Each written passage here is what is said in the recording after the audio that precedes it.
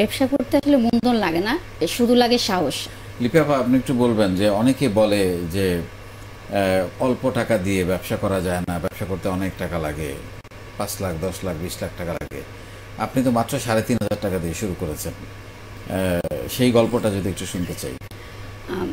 ধন্যবাদ স্যার। আমি আসলে বলবো যে আসলে মূলধন লাগে না, ব্যবসা করতে আসলে মূলধন লাগে না, শুধু লাগে সাহস এবং ধৈর্য এবং ক্ষমতা, দক্ষতা, কাজের দক্ষতা, তার ইচ্ছা থাকতে হবে। ইচ্ছা যদি না থাকে সে কখনো কোনো কিছু করতে পারে না। আমি আসলে আমার মায়ের দেওয়ার 3500 টাকার একটা সেলাই মেশিন ছিল, সেটা দিয়ে আমি আস্তে আস্তে টেলারিং কাজ করে তো একটা শপ নিয়েছিলাম, টেলারিং শপ নিয়েছিলাম। তো সেখান থেকে কিছু কিছু আর্ন করতেছিলাম, আমার বাচ্চাদের লেখাপড়া খরচ চালাচ্ছিলাম, ফ্যামিলি খরচ চালাচ্ছিলাম। তারপরে থেকে হচ্ছে আমি আমার এক আন্টি আসলো, তো এসে বললো যে তুমি তো আসলে টেলারিং কাজটা পারো, তাহলে তুমি তো পাটের সাথে জড়িত হতে পারো, এই কাজটা করতে পারো। তো আমি তখন আন্টিকে বললাম যে আন্টি আসলে আমি তো এটা পারি না, এটা কোথা থেকে পাবো, কিভাবে বলবো। আচ্ছা ঠিক আছে, আমি তোমাকে এক জায়গায় অ্যাড্রেস দিয়ে দিই, তুমি ওনার কাছে যাও, যে কতদিন তুমি থাকো, তাহলে দেখবা যে তোমার এটা পারতেছো। আচ্ছা ঠিক আছে। তো আন্টি অ্যাড্রেস দিল আমাকে, তখন সেটা মিরপুর 11.5।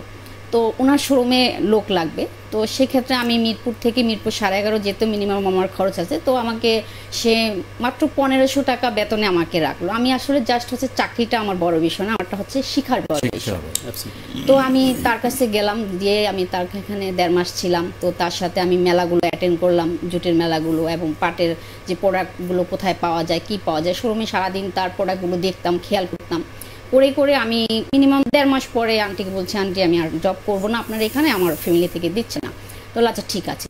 তো আমি সেখান থেকে চলে আসলাম। চলে এসে আমি নিজেই জেডবিসি নামে একটা ইয়ে আছে, এনজিও আছে, মণিপুরি পাড়া, সেখানে আমি যে নাম এন্ট্রি করে তাদের এখানে 7 দিনের একটা ফেয়ার ছিল, তো সেখানে আমি অ্যাটেন্ড করলাম। করার পরে আমি সেই নরসিংদী থেকে ফেব্রিক কিনে নিয়ে এসে নিজেই ঘরে বসে কাটিং করে প্রায় 100-150 পিস ব্যাগ নিজে তৈরি করেছি।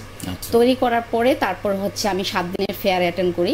7 দিনের ফেয়ার অ্যাটেন্ড করার পরে আমার প্রোডাক্ট সেদিন মানে একদম সম্পূর্ণ শেষ হয়ে গেছে। আর প্রতিদিন সকাল ভোরে উঠে 8-10টা ব্যাগ আবার তৈরি করতাম, নিয়ে মেলায় চলে যেতাম।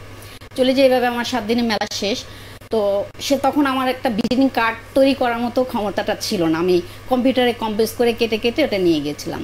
তারপরে আমাকে সেগুলো আমি মেলাতে লোকজনকে দিয়েছি।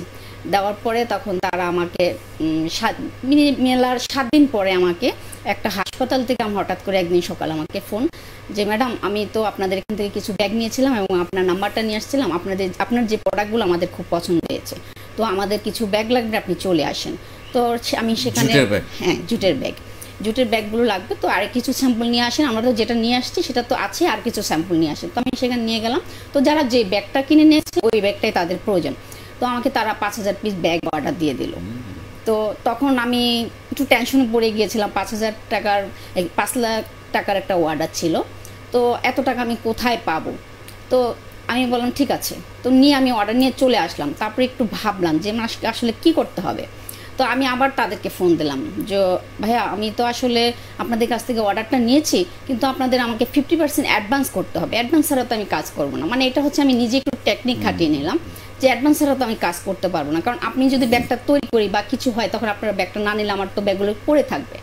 তখন না ঠিক আছে সমস্যা নেই, তারা আমাকে 50% বেশি অ্যাডভান্সের টাকা দিয়ে দিল। আমাকে দিয়ে দেওয়ার পরে আমি এগুলো মানে সেই কোথায় নরসিংদী থেকে হ্যান্ডলুমের একটা ব্যাগ ছিল, নরসিংদী যে ওদেরকে অর্ডার দিয়ে বসে থেকে, এমনকি রাতও ওদের তাঁতির বাড়ি ছিলাম থেকে কাপড়গুলো তৈরি করে নিয়ে এসে ব্যাগগুলো আমি ওদেরকে সাপ্লাই দিল, ওরাও খুব খুশি হয়েছে।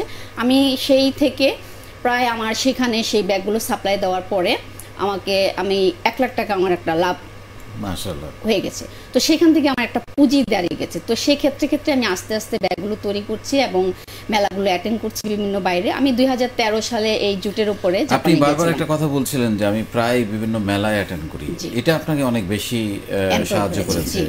এবং আমাদের একটা মেলা হয় বা হাট হয়, অনলাইন হাট, আমি শুনেছি সেখানে আপনার প্রায় 80% সেল শুধু হাট থেকে হয়। জি। একটু বলেন তো, মানে সেখানে হচ্ছে আমাদের যে মঙ্গলবারে প্রতিদিন আপনি যে হাটটা দিয়েছেন, এটা হয়ে আমাদের আসলে যে উদ্যোক্তারা এই যে লকডাউনের সময়ে তো আপনি শুরু করেছিলেন হাটটা, তো সেই হাটটা শুরু করাতে আমাদের এত সুবিধা হয়েছে যে আমাদের যে স্টকগুলো ছিল সেটা থেকে আমরা আমাদের প্রোডাক্টগুলো প্রচার করতে পারছি এবং হাটে দিতে পারছি।